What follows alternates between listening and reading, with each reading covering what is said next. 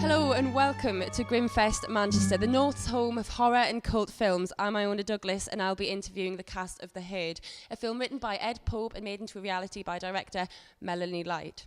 The Herd inflicts the life of an average dairy cow onto a group of women and weaves this premise into a tale of original, brutal horror.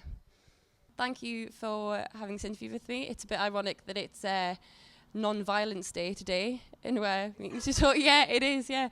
Yeah, that's good.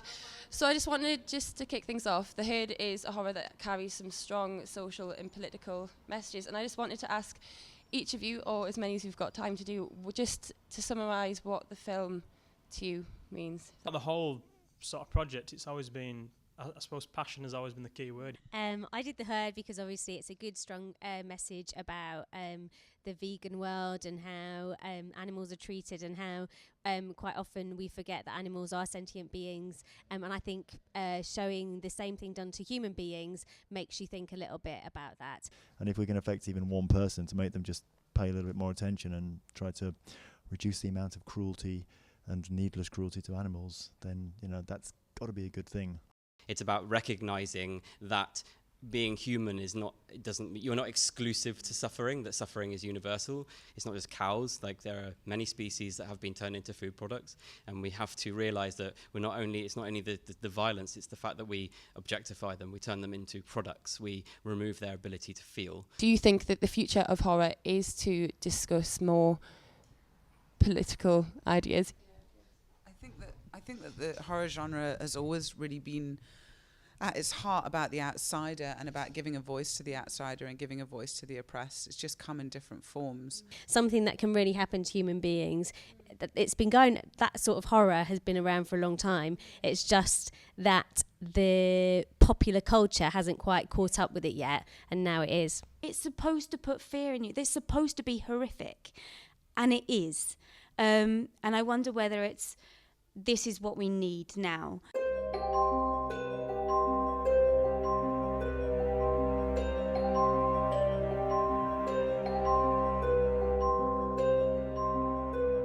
So today I'm here with Steve Balshaw, and he's going to be telling us all the gory details about Grimmfest.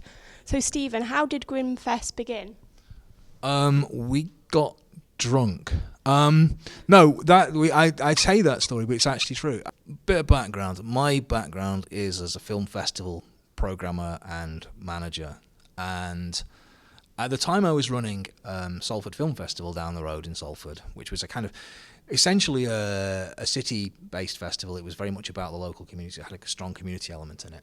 And Rachel and Sim I'd known for a number of years as Manchester's film community. They all tend to know each other, and they'd had short films that had screened at festivals that I'd been involved in. And they got in touch with me one day and they said, Steve, we've got this feature film coming up and we're looking to have a screening in Manchester. Would you be interested? And I said, yes, of course. We thought about putting it on a Salford Film Festival. And then we thought it doesn't really fit because Salford Film Festival is this community film festival and we've got this horror film here and it perhaps doesn't quite square. And so the next question is, well, why don't we doing a one-off screening in Manchester in and around Halloween time with a couple. Maybe we know a number of other horror filmmakers. Let's have a conversation with a few of these guys and see if we can get a film festival going off the back of it. Or at least a showcase was the original thought. Not a festival, a showcase. 2, 3, 4 films.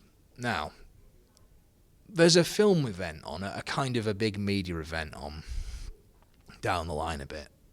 Simeon and I have one too many drinks at this event. And the back of this is, it's like, yeah, we could totally do this. This could be a film festival, never mind. And Simeon kind of announces it at this event that we're doing this film festival. So it's gone from being a showcase of about 3 or 4 films to being a festival. And then we discover something, which is that if you build it, they will come. If you announce something like that, the next thing you know is people want in. We were getting crazy amounts of interest from people. We got loads of distributors getting in touch, filmmakers getting in touch. So we thought, right, so we announced it, we start putting out calls for submissions as well. We also start looking for stuff online. And the next, it gets out of hand, and we end up with 25 features the first year, or was it? We had a lot of film, and then a whole bunch of shorts on top of that, and it was crazy. And it went for 4 or 5 days in the Printworks. We got through it all, and Simeon is going, we are never doing this again. This has just been the most stressful, strenuous thing. It's just crazy. Why are we doing this? Are we crazy? Steve, how can you do this for a living? This is much more difficult than making feature films. And I'm like, no, it isn't. It's just not what you're used to. So, last night at the festival, they all go off to a club, and I go home because I'm dead on my feet. And sometime during the night, Simeon messages me or emails me from his phone saying, right, I've been thinking about it, and this is what we need to do for next year's festival. And I looked at it and I thought, oh hell, he's got the bug now. We're going to be doing this. And we got loads of great feedback from people coming down. We got loads of excitement. We got people telling us the programme was as good as Fright Fest the first year. I was getting stopped in the street by strangers who'd recognised me saying, I want to thank you for what you did. So we realised there was a market. We realised there was an audience. And so it's continued. And we have, I hope, over time developed our own identity.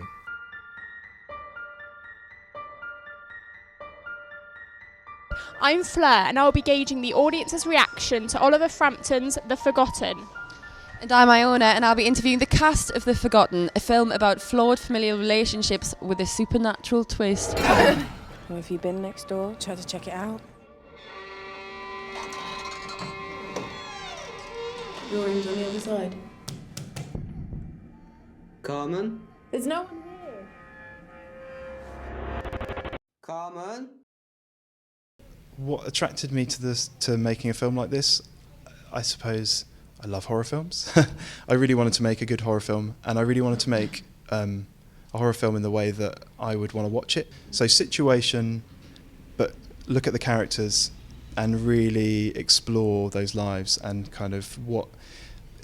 I mean, for my kind of money, ghosts are only particularly interesting when you're watching the reactions from somebody else, and if you don't care about those people, it's really problematic. Doing that and making a really cool horror film, that was the ambition. That was what drew me to it. It's a script that really makes you think. Like, this is the ending, you don't really know what's happened, and I love films like that. It's like the butterfly effect and things like that. Like they're my favourite type of films, and that's what really made me want to do this, I guess. I didn't see those scenes until we did the screening. And obviously I read it in the script, and you do kind of, you look at pieces like that in scripts and you go, well, how is this going to be interpreted? Like, how are we actually going to see this? Is someone going to be like doing some crazy stuff, or is it going to be really small? Like, what are we going to see? And I think the first time when I did watch it, those moments that are there, they're so touching. And I, even seeing it again today, I just, that, I always sink in my seat, and it's just like, I'm watching something for real. I know somebody who's very dear to me who is bipolar 1, and while the character I'm trying to avoid spoilers as well. While the character who you see who's suffering from mental health doesn't have that condition, they have had a breakdown, and I know just from first-hand experience, having met people, that the symptoms can be quite similar. They can be wildly different as well, but they can be very, very similar. So I was kind of basing this character's mindset and experience on like real stuff that I'd seen from this person. I was very interested to do it, and I remember meeting the actor who plays this part and talking about that, and sort of, I actually showed them pictures of people who are in the middle of similar situations, and they all had the same kind of look on their face, which is really interesting. It's like they're just scared, essentially, because they don't know their own situation, they don't know their own mind. And I think being out of control as a human being is kind of terrifying, and most horror is based on that. You have to get out. It's not right, that place. What do you want?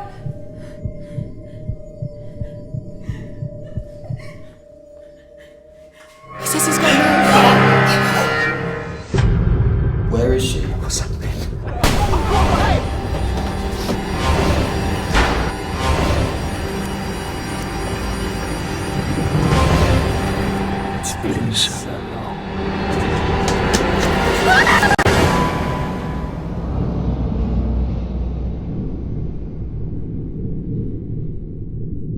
How did you guys find the film? I thought it was really good. Very interesting film. Quite creepy. Enjoyable but very bleak. Why did you say bleak? Well, it's a British horror film. There's lots of stuff on sort of poverty and being abandoned, and I really felt for the lead character Tommy, because he was in this incredibly creepy, isolated place, but he was also isolated because there was no one really apart from Carmen who sort of took him under her wing. So yeah, it was really good. What did you think of the special effects? Were they good or? It was very restrained. I think that was the best thing for a ghost story. Not too much CG, just keep it restrained and very subtle. I actually appreciated the portrayal of the mental health, because Tommy's mum was not only mentally ill, but she was still his mum, which was kind of the main feature of it, really. And I do think there's a lot to be said about sort of being hidden away, like she was from Tommy when she had the mental illness. So I thought it was good, it was interesting. I think mental illness comes to play quite a bit in ghost stories, because there's always the element of, is it in their person's head? Yeah. Is it actually happening? It leaves it to the audience to decide whether or not it is happening. Anything that makes people more aware of the issues, then great.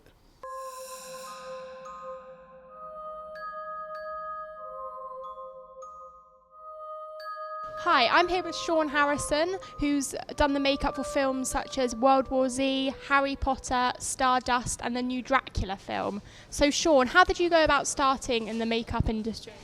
Well, I'm one of these people who didn't go to school as a training exercise. I left school at 15 and wanted to basically make monsters. I mean, I started when I was about 12 in the bedroom, kind of making things in plasticine, and then it just kind of become a bit of an obsession.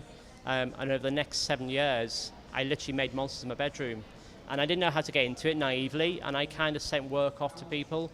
And I was lucky that I got a job on a thing called Nightbreed, which is Clive Barker's film, which has now become a bit of a cult classic. But I worked as a runner. That was my first film in 1988. And then once you're in the industry, you kind of then, as long as you can do the work well enough, you get the next job, the next job, and the next job. So for me, I had no formal training. It was just, I had a passion for making monsters. What's your favourite monster to recreate? I mean, you kind of have favourite films, favourite jobs. I mean, obviously, there's characters like Red Skull I worked with on. My supervisor was David White, and he ran the job, and I was helping him do the Red Skull makeup, which was quite a cool thing to do because it's Captain America. So you get to do those things and work on Harry Potter. I was doing a Mad-Eye Moody for Harry Potter, so I kind of was locked onto his character for the 4th film and the 5th film. And yeah, everything has I mean, my favourite film to have worked on was Sleepy Hollow, just because of what it was actually at the time and the way we shot it, and obviously worked with Tim Burton and Johnny Depp. And it wasn't that much makeup stuff, it was more kind of making bodies and things, so, but it's just a brilliant experience. We hope you've enjoyed Grimmfest 2014 just as much as we have. I think it's been well good. Have you? Have you been scared? Yeah, well, all I can say is I've been terrified the whole time, and I will not be sleeping for about a month. A few months, I think, for me, to be honest. Yeah, I'll still be scared when I'm here. Until next year's festival. Yeah, I'll come back, I'll just get over it and I'll come back. Exactly. Brilliant. It has been a chiller weekend. But Iona, what film have you enjoyed the most? Oh, it's a tough one, because they've all been so different, obviously, because there was The Herd the other day, and that was really difficult to watch. And then Oliver Frampton's The Forgotten had me on the edge of my seat. The highlight of my week has just been getting to interview everyone. It's been really interesting. Everyone's been so lovely, and the atmosphere is great. It's like one big horror family. Yeah, a freaky little horror family. It really has been. Yeah, so we will see you next year. That's it for us. 2015. Yeah, we're going off to the Alpha party now. Probably going to have a little bit of a spooky time with everyone. So yeah, see you next year, guys.